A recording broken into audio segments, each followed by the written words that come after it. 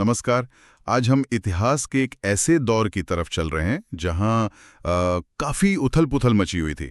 8वीं सदी का बंगाल। हाँ, बिल्कुल। छोटे छोटे राजा, आपसी लड़ाइयाँ, मतलब एक अनिश्चितता का माहौल था। सही कहा।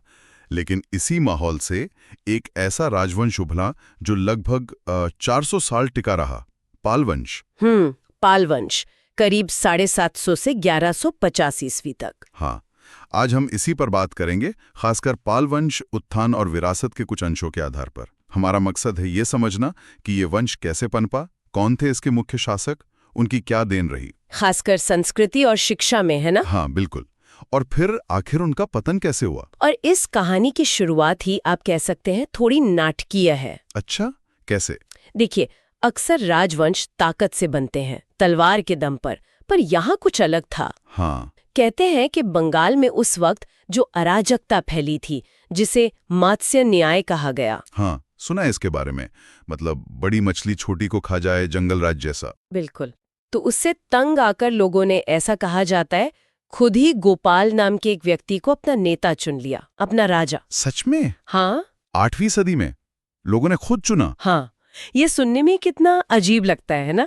कई इतिहासकार इसे भारतीय इतिहास में जनता द्वारा शासक चुनने का पहला ज्ञात उदाहरण मानते हैं। वाकई ये तो बहुत ही असाधारण बात है। तो सिंहासन तलवार से नहीं, सहमति से मिला। हाँ, कह सकते हैं।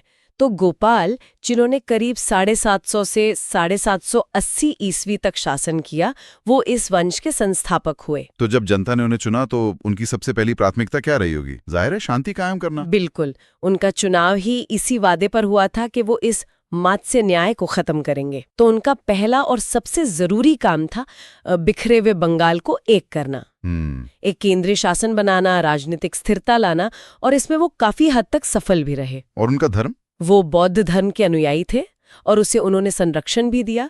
और एक दिलचस्प बात, हाँ। जो मशहूर उदंतपुरी महाविहार या विश्वविद्यालय बना, उसकी नींव भी माना जाता है गोपाल ने ही रखी थी। अच्छा, उदंतपुरी।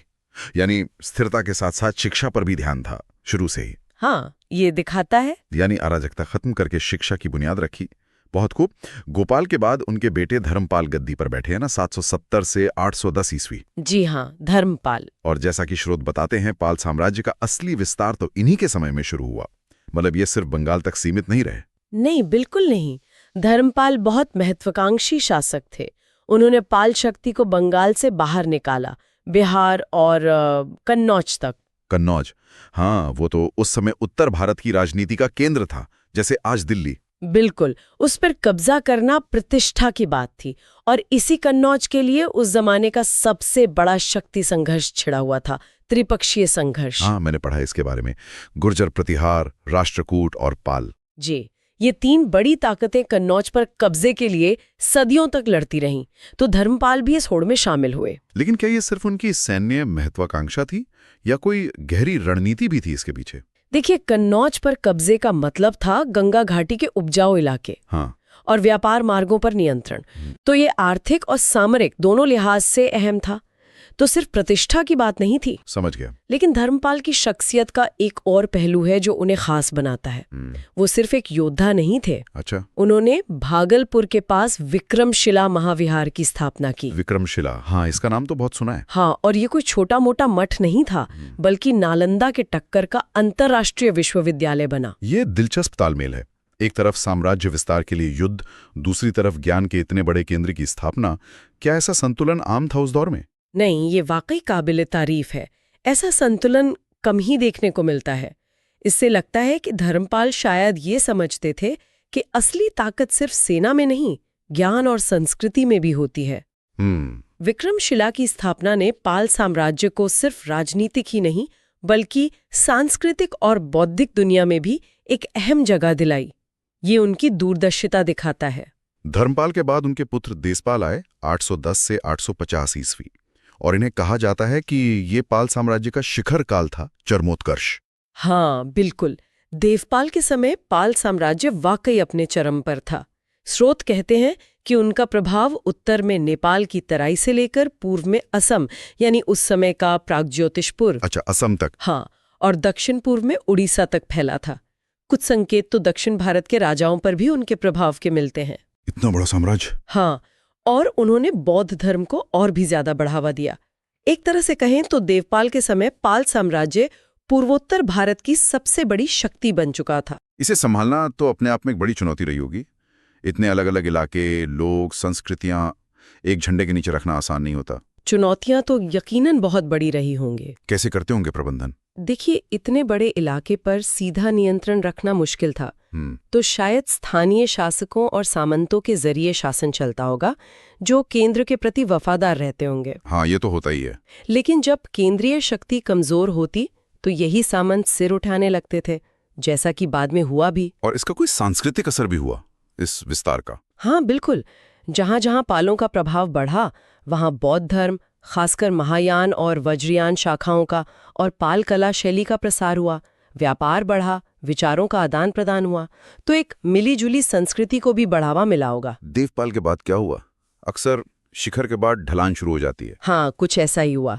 देवपाल के बाद करीब 1.5 सदी तक जो शासक आए वो उतने शक्तिशाली साबित नहीं हुए। साम्राज्य धीरे धीरे सिकुड़ने लगा। बाहरी हमले, आंतरिक विद्रोह, ये सब होने लगा। लेकिन फिर एक नाम आता है महीपाल प्रथम का, 988 से 1038 ईस्वी, जिन्हें पाल वंश का दूसरा संस्थापक भी कहते हैं। हाँ, पुनरुत्थान का शासक। यानी इन्होंने गिरते हुए साम्राज्य को फिर से संभाला। हाँ, ये तो बहुत मुश्किल काम रहा होगा। बेहद मुश्किल। महिपाल प्रथम ने वाकई कमाल का काम किया। उन्होंने लगभग खो चुके बंगाल और बिहार के बड़े हिस्सों पर फिर से पाल सत्ता कायम की। लेकिन चुनौतियां तो और बढ़ गई होंगी तब तक। हाँ, चुनौतियां और भी बड़ी थीं। दक्षिण से राजेंद्र चोल जैसे शक्तिशाली शासक उत्तर की ओर बढ़ रहे थे। मध्य भारत में कलचुरी शासक भी ताकतवर हो रहे थे। अरे बाप रे। महिपाल को इन सब से लगातार जूझना पड़ा। उनका पूरा शासनकाल एक तरह से साम्राज्य को बचाने और दोबारा खड़ा करने के संघर्ष में ही बीता। तो महीपाल प्रथम की कोशिशों के बावजूद क्या वो स्थायी रूप से साम्राज्य को मजबूत कर पाए, या उनके बाद फिर वही ढलान शुरू हो गई? उनकी कोशिशें बहुत महत्वपूर्ण थीं, लेकिन वो साम्राज्य को पहले जैसी मजबूती नहीं दे पाए। अच्छा। उनके बाद के शासक जैसे नयपाल, विक्रमपाल तृतीय वगैरह साम्राज्य को एकजुट रखने में नाकाम रहे। केंद्रीय सत्ता कमजोर होती गई और बंगाल के अलग अलग हिस्सों में स्थानीय सामंत और राजवंश सिर उठाने लगे। मतलब साम्राज्य अंदर से खोखला होने लगा था। हाँ, कह सकते हैं। लेकिन कहानी में एक और मोड़ बाकी था शायद। रामपाल 1082 से 1124 ईस्वी, जिन्हें आखिरी महान पाल शासक कहा जाता है। हाँ, रामपाल। उन्होंने एक आखिरी कोशिश की पाल साम्राज्य की खोई हुई शान लौटाने की।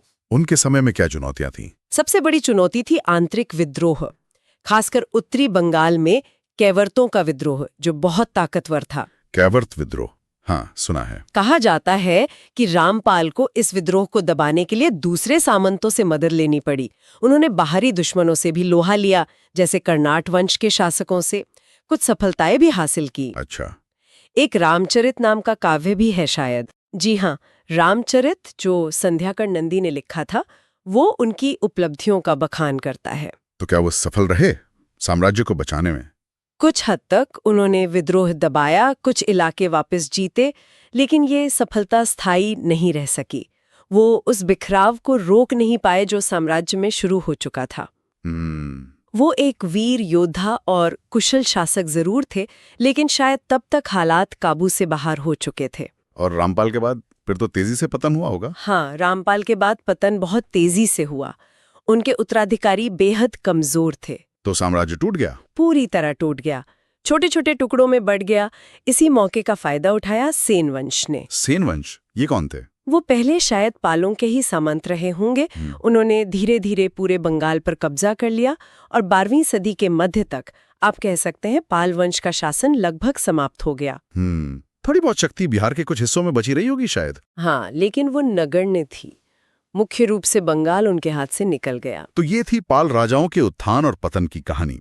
गोपाल की अनोखी शुरुआत से लेकर देवपाल के शिखर, फिर महीपाल का पुनरुत्थान और रामपाल की आखिरी कोशिशें। हाँ, काफी उतार चढ़ाव भरी कहानी है। अब जरा उनके सबसे स्थायी योगदान पर आते हैं, यानी संस्कृति, शिक्षा और कला। आपने शुरू में ओदंतपुरी और विक्रमशिला का जिक्र किया था। नालंदा का क्या हुआ इनके समय में? देखिए, पाल शासक बौद्ध धर्म के बहुत बड़े संरक्षक थे। खासकर महायान और वज्रयान शाखाओं के। ये सिर्फ उनकी निजी आस्था नहीं थी, उन्होंने बौद्ध शिक्षा के केंद्रों को अभूतपूर्व समर्थन दिया। नालंदा महाविहार, जो पहले से ही अंतर्राष्ट्रीय ख्याति प्राप्त था, हाँ, गुप्तकाल से ही। हाँ, उसे पालों ने पुनर्जीवित किया, उसका संरक्षण जारी रखा। गोपाल ने ओदंतपुरी की नींव रखी, धर्मपाल ने विक्रमशिला बनवाया।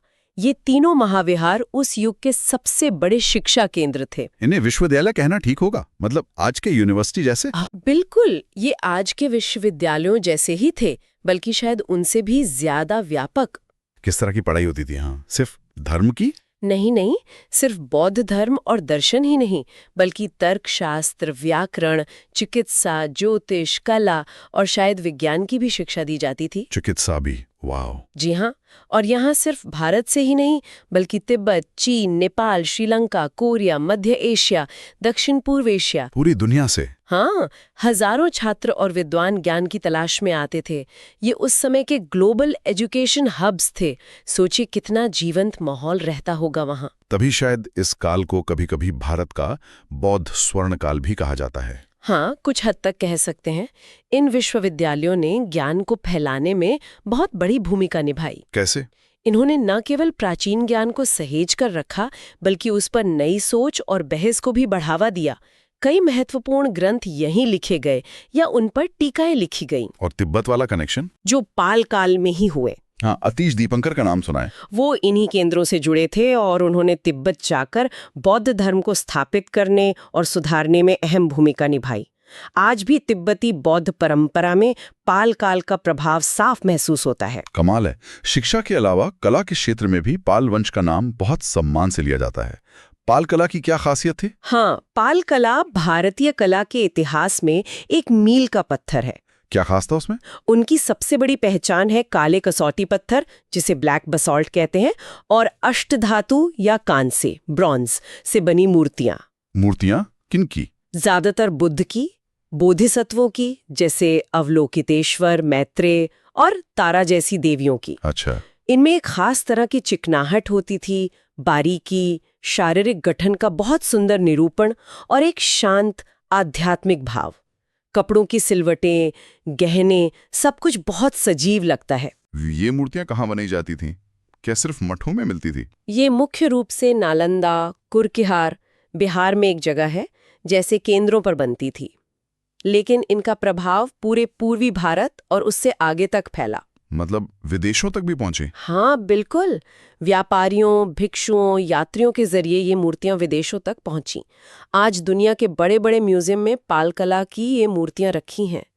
ये उस समय की धातु कला और मूर्ति कला का बेहतरीन नमूना है। मूर्तियों के अलावा क्या वास्तुकला या स्थापत्य में भी उनका कोई खास योगदान रहा? उन्होंने कई बौद्ध स्तूप, चैत्य और विहार मतलब मठ बनवाए या पुराने ढांचों को सुधरवाया। कोई उदाहरण?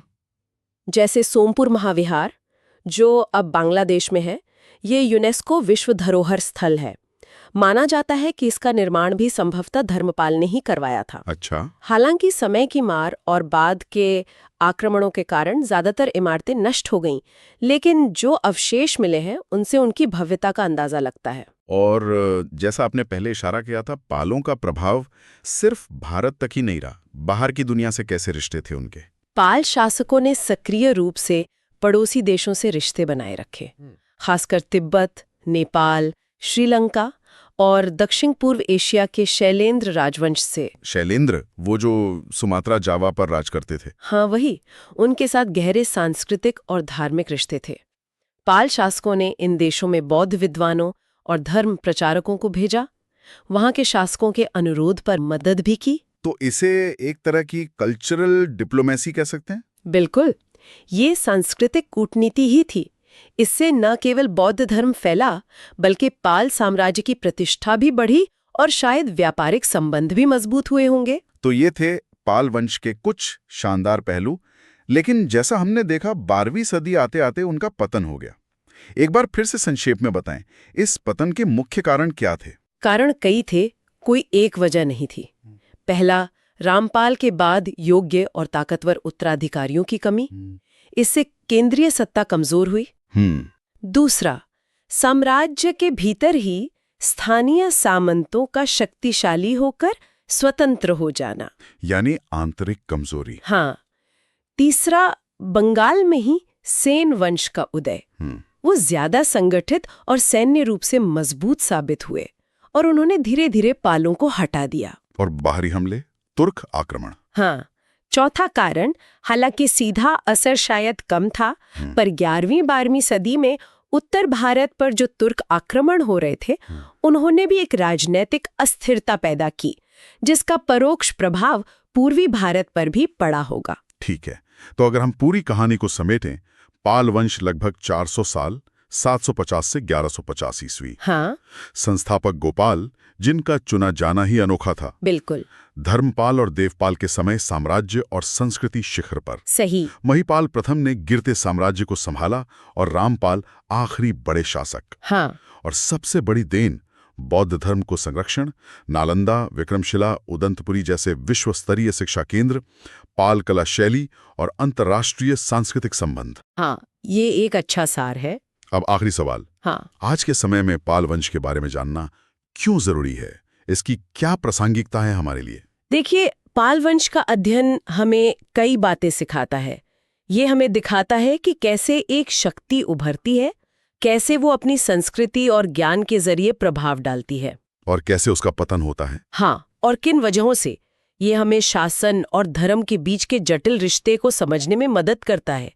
भारत में बौद्ध धर्म के उत्थान और फिर धीरे धीरे उसके सिमटने की कहानी का भी ये एक अहम अध्याय है। और वो शिक्षा केंद्र, हाँ, विक्रमशिला और नालंदा जैसी शैक्षिक विरासतें हमें याद दिलाती हैं कि ज्ञान और शिक्षा का महत्व हमेशा से रहा है। और सबसे बड़ी बात, ये हमें भारत के उन प्राचीन अंतर्राष्ट्रीय संबंधों की याद दिलाता है जब विचार और संस्कृति सीमाओं के पार आसानी से आते जाते थे। बहुत दिलचस्प।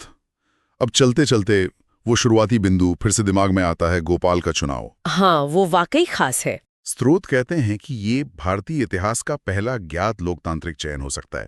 8वीं सदी के बंगाल की उस अराजकता भरे स्थिति में ये घटना अपने आप में क्या दिखाती है? क्या इस असाधारण शुरुआत का पाल शासन के चरित्र पर कम से कम शुरुआती दौर में कोई असर पड़ा होगा? भले ही बाद में ये वंशानुगत हो गया, इस पर सोचने की जरूरत है। ये वाकई गहरा और विचार करने लायक सवाल है। उस मात्स्य न्याय के दौर में जब शक्ति ही सत्य थी, जनता का मिलकर किसी को राजा चुनना, ये कल्पना करना भी मुश्किल है। हाँ, ये जरूर गोपाल को एक असाधारण नैतिक बल और वैधता देता होगा। शायद इसी शुरुआती जनाधार ने उन्हें बंगाल को फिर से संगठित करने में मदद की हो। क्या इस चुने जाने की स्मृति ने बाद के पाल शासकों को भी कुछ हद तक ही सही जनता के प्रति ज्यादा जिम्मेदार या संवेदनशील बनाया होगा? या फिर ये सिर्फ एक खास परिस्थिति में उठाया गया कदम था जिसका असर वक्त के साथ खत्म हो गया और राजतंत्र अपने पारंपरिक ढर्रे पर लौट आया? सही बात है। हमारे पास सीधे जवाब नहीं है, लेकिन